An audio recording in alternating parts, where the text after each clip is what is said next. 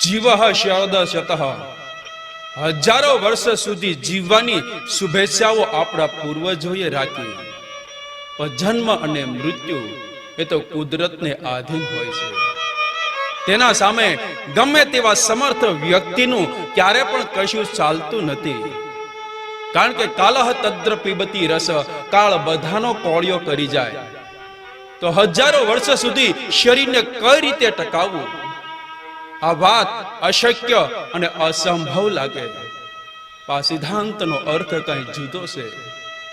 જેમ રામ અને કૃષ્ણ, તેનું આયુષ્ય હજારો વર્ષનું નહોતું, છતાં પણ આ જગતમાં હજારો વર્ષતા એ જીવે છે. એ શરીરથી નહીં પણ કર્મોથી. આવા જીવંત કર્મો કરવાની, શાશ્વત કર્મો કરવાની એ શુભેચ્છાઓ આપણા પૂર્વજોએ રાખી. રઘુકુલ રીતિ સદા ચલી આઈ, પ્રાણ જાય પણ વચન ન જાય. 15,000 વર્ષોથી આવા દિવ્ય પરિવારોની એક ગાથા ગવાય છે. ખરા અર્થમાં આને કહી શકાય કે જીવઃ શરદશતઃ. આવા પરોપકારી દિવ્ય પરિવારો વિશેષ પ્રમાણમાં જોવા હોય તો આઝાદીના લડવૈયા આ ઇતિહાસમાં આપને જોવા મળે. કારણ કે આ દેશની આઝાદી માટે, માતૃભૂમિની મુક્તિ માટે, લોકોને ત્રાસમાંથી મુક્ત કરવા માટે જેની 3 પેઢીઓ આ હોમ કરી આઝાદી યજ્ઞની વેદીમાં હોમાઈ ગઈ. એનો જીવનનું લક્ષ્ય એ માત્ર એક જ હતું કે દેશની આઝાદી, આઝાદીને આઝાદી. આવા પરોપકારી દિવ્ય પરિવારો કે જેની 3 પેઢીઓ દેશ માટે, રાષ્ટ્ર માટે સમર્પિત થઈ ગઈ.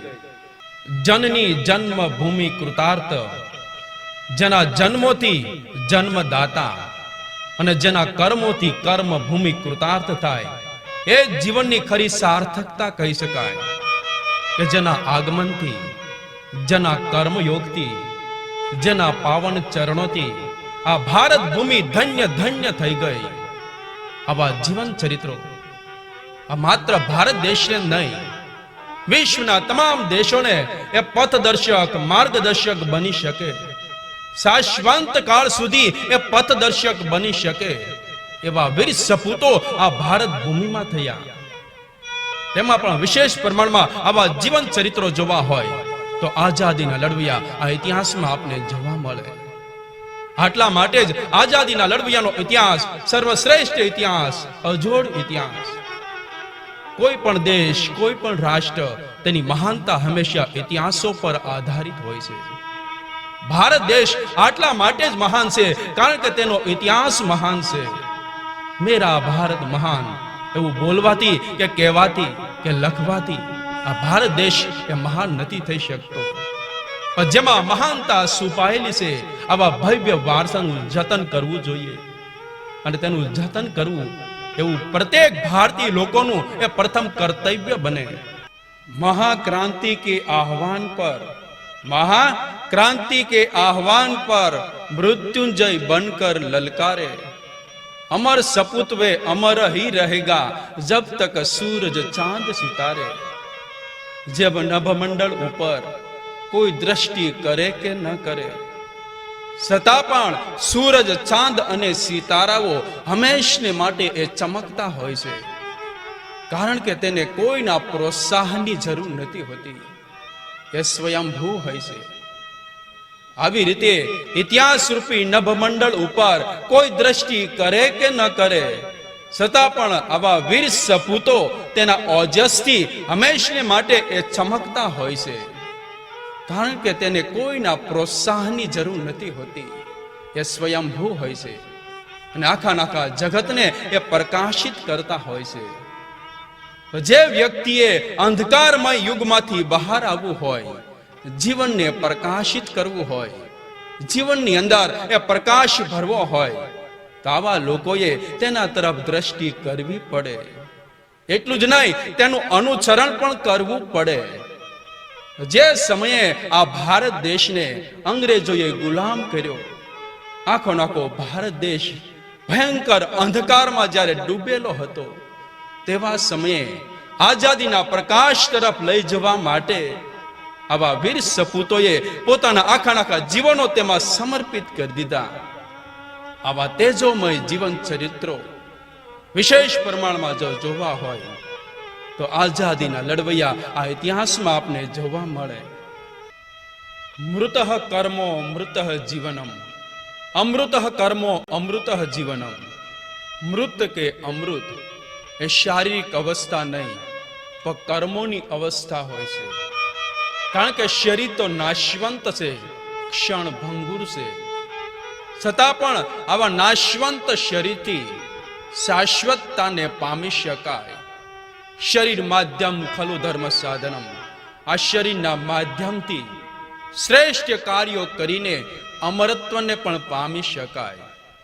પણ જીવનને જીવંત બનાવતા શીખીએ, જીવનને જીવંત બનાવતા શીખીએ, અંધકારમાં પણ પ્રકાશને લાવતા શીખીએ. સમુદ્ર ભલે ને ખારો હોય, સમુદ્ર ભલે ને ખારો હોય, પણ તેના પેટાળમાંથી રત્નોને બહાર કાઢતા શીખીએ. આ જગતમાં મરજીવા થયા વગર મહાસાગરના રત્નો ક્યારે પણ બહાર આવતા નથી. તેવી રીતે પથ્થર જેવા જીવનો ગંગામાં પણ તરતા નથી. નીર ખારા જોઈને માનવી ફેરવમાં મોં, કુબેર કંગાળ લાગશે અમારા તળિયા તો તપાસી જો. મૃત કે અમૃત વ્યક્તિએ કેવું જીવન બનાવવું કે તેના પર આધારિત હોય છે. સ્વાર્થ એટલે મૃત અને પરમાર્થ એટલે અમૃત. આવા પરમાર્થના પથ ઉપર ચાલી અમરત્વને પામેલા જીવન ચરિત્રો જોવા હોય તો ભારતના ઇતિહાસમાં આપણે જોવા મળે. તેમાં પણ વિશેષ પ્રમાણમાં આવા જીવન ચરિત્રો જોવા હોય તો આઝાદીના લડવૈયા આ ઇતિહાસમાં આપણે જોવા મળે. આ સૃષ્ટિમાં સૂર્યનો ઉદય થાય ત્યારે સવાર થતી હોય છે, પણ જ્યારે વ્યક્તિની આંખો ખુલે ત્યારે તેની સવાર થતી હોય અને જિંદગીની એ ખરી શરૂઆત થતી હોય છે. આવી રીતે આ જગતમાં સર્વશ્રેષ્ઠ વિચારધારા રૂપી સૂર્યનો ઉદય થયો હોય. સ્વાર્થ અને અહંકારમાંથી વ્યક્તિ જ્યારે ઉઠે, આંખો ખોલે ત્યારે તેની સવાર થતી હોય અને જિંદગીની ખરી શરૂઆત થતી હોય છે. કારણ કે પોતાના માટે જીવે એ પશુ, પોતાના માટે જીવે એ પશુ અને બીજાના માટે જીવે એ માણસ. જેવી રીતે આ સુંદર દ્રશ્ય હોય, પણ આંખોથી અંધ વ્યક્તિ એ દ્રશ્યોને ક્યારે પણ નિહાળી શકતો નથી, જોઈ શકતો નથી. એ દોષ એ દ્રશ્યનો નહીં પણ દ્રષ્ટિનો હોય છે. તેવી રીતે સ્વાર્થથી અંધ બનેલા લોકોને ઉજ્જવળ ભવિષ્યના દ્રશ્યો ક્યારે પણ દેખાતા નથી હોતા.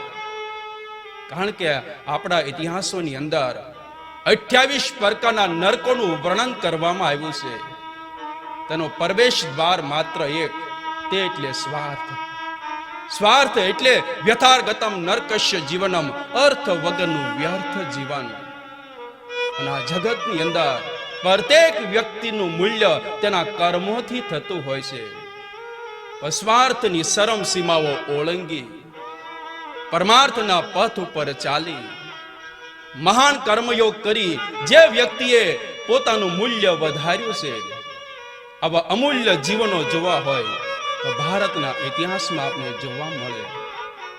તેમાં પણ વિશેષ પ્રમાણમાં આવા જીવન ચરિત્રો જોવા હોય તો આઝાદીના લડવૈયા આ ઇતિહાસમાં આપણે જોવા મળે. અમે હંમેશા ઝઝૂમતા રહેશું, અમે હંમેશા ઝઝૂમતા રહેશું, મહાસાગરની સામે પણ લડતા રહેશું. તેની શું તાકાત છે કે અમને ડૂબાડી શકે, કારણ કે અમે મર્યા પછી પણ તરતા રહેશું. ખરું મરણ તો એને કહી શકાય કે મર્યા પછી પણ તેનું સ્મરણ હંમેશને માટે સમાજની અંદર રહેતું હોય છે. કારણ કે હરિ ભજતા જોબન ગયું, હરિ ભજતા જોબન ગયું, ધન ગયું દેતા દાન, પરમાર્થમાં જેના પ્રાણ ગયા એ ત્રણેય ગયા ન જાણ.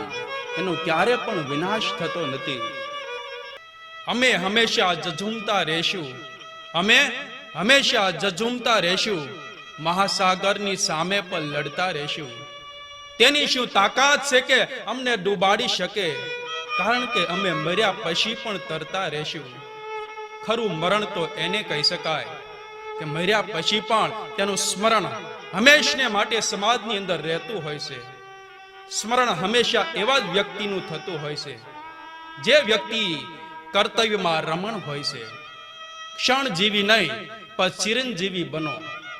આવું બોલવાથી કે લખવાથી કોઈ પણ વ્યક્તિ ક્યારે પણ એ ચિરંજીવી બની શકતો નથી. પણ જે વ્યક્તિ ક્ષણે ક્ષણ પળે પળ શ્રેષ્ઠ કાર્ય માટે, માનવના હિત માટે જે લોકો ખર્ચી નાખતા હોય, આવા લોકો એ સમાજમાં એ ચિરંજીવી બનતા હોય છે. કારણ કે આવા પ્રચંડ કર્મયોગની સામે કાળના શસ્ત્રો પણ એ બૂઠા થઈ જતા હોય છે. જેની સામે કાળના શસ્ત્રો પણ બૂઠા થયા હોય, આવા જીવન ચરિત્રો જોવા હોય તો ભારતના ઇતિહાસમાં આપણે જોવા મળે. તેમાં પણ વિશેષ પ્રમાણમાં આવા જીવન ચરિત્રો જોવા હોય તો આઝાદીના લડવૈયા આ ઇતિહાસની અંદર આપણે જોવા મળે. આટલા માટે જ આઝાદીના લડવૈયાનો ઇતિહાસ સર્વશ્રેષ્ઠ ઇતિહાસ, અજોડ ઇતિહાસ. અભ્યાસ યોગે ન તતો, બધા યોગની અંદર અભ્યાસ યોગ સર્વશ્રેષ્ઠ યોગ માનવામાં આવે. કારણ કે અભ્યાસથી જ વ્યક્તિનું એ મૂળગામી પરિવર્તન થતું હોય છે. અભ્યાસને ક્યારે પણ સમય મર્યાદાઓ કે વય મર્યાદાઓ નથી હોતી. એ તો જિંદગીના અંતિમ શ્વાસ સુધી ચાલતું રહેલું અધ્યયન હોય છે. જો દ્રષ્ટિ હોય તો સૃષ્ટિ પાઠશાળા બને, તેમાંથી જીવન જીવવાનું ભાથું પણ મળે. તેમ નરસિંહ મહેતા, મીરાબાઈ, સંત તુકારામ, સંત કબીર, ગંગા સતી, પાનબાઈ, આ લોકોએ સૃષ્ટિ તરફ એક દિવ્ય દ્રષ્ટિથી જોયું, તેનું અધ્યયન કરી, તેનું તારણ કાઢી, પદોની રચના કરી, જે આજે ડિગ્રીધારી વ્યક્તિ પણ તેનું અર્થઘટન કરી શકતો નથી. આ દ્રષ્ટિએ અભણ વ્યક્તિ એ ભણેલો સાબિત થાય તો ભણેલો અભણ નીવડે.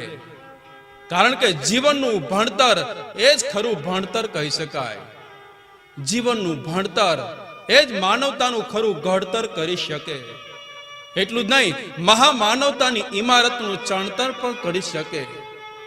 આવી મહામાનવતાની ઇમારતનું ચણતર કરનારા જીવન ચરિત્રો જોવા હોય તો ભારતના ઇતિહાસમાં આપણે જોવા મળે.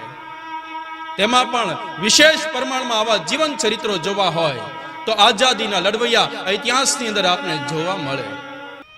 હરિ ભજતા જોબન ગયું, હરિ ભજતા જોબન ગયું, ધન ગયું દેતા દાન. પરમાર્થમાં જેના પ્રાણ ગયા એ ક્યારે પણ ગયા ન જાણ. એનો ક્યારે પણ વિનાશ નથી થતો, એ અમર થતા હોય છે.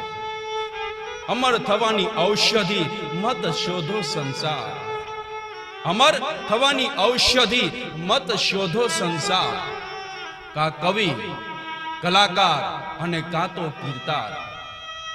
કારણ કે કવિ કાવ્યોથી અને કે કલાકાર એ શિલ્પકાર એ મૂર્તિ બનાવી, તો સાહિત્યકાર તેના જીવનનું લેખન અને કવન કરી સમાજમાં તેને અમર બનાવતા હોય છે. કારણ કે એનો ક્યારે પણ વિનાશ થતો નથી. એ પણ ભગવાનની કૃપા વગર એ પણ વાત શક્ય નથી. આટલા માટે જ કહેવાયું કે પ્રિય બોલવું સજનતા, દાતારી સુરા પંથ, ऐसा अभ्यास से ना मिले आ बिना कृपा भगवंत. ભગવાનની કૃપા દ્રષ્ટિ વગર એ વાત પણ શક્ય નથી. સા વિદ્યા યા વિમુક્તે, જે મુક્તિ અપાવે તેને વિદ્યા કહેવાય. પણ મુક્તિ એ માત્ર મૃત્યુ પછીની અવસ્થા નથી, પણ એક વિકસિત વ્યક્તિની આંતરિક ભૂમિકા પણ હોય છે કે જે વ્યક્તિ અનેક દ્વંદ્વો, અનેક સમસ્યાઓથી હંમેશને માટે તે મુક્ત હોય છે.